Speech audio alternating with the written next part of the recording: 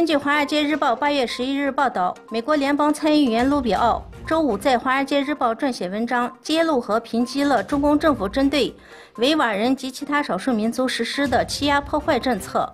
要求对现任中央政治局委员兼新疆维吾尔自治区党委书记根据全球马格尼茨基法进行制裁。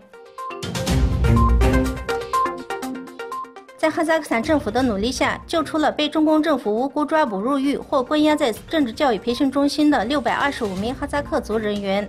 据报道，哈萨克斯坦外交部长阿卜杜拉浩曼诺夫表示，获救人员将返回家园。联合国一个委员会表示，根据许多可靠的报告显示，有数百万维吾尔人被中共政府秘密拘留。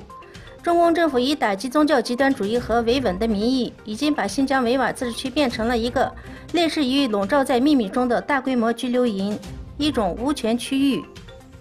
联合国反种族歧视委员会周五举行了对中国执行反种族歧视国际公约情况的审议。新疆维吾尔人的人权状况引起了该委员会的严重关切。委员会成员麦克杜格尔指出，在新疆有数百万维吾尔族和少数民族穆斯林被迫关押在灌输政治的再教育集中营。中共当局在新疆针对维吾尔人实施了大规模的监控措施。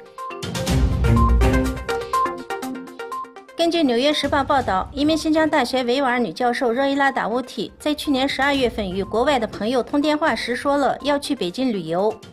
随后就失去了联系，到处打听都无任何消息。热依拉·达乌提是维吾尔女性知识分子，在维吾尔民间文化知识、维吾尔音乐、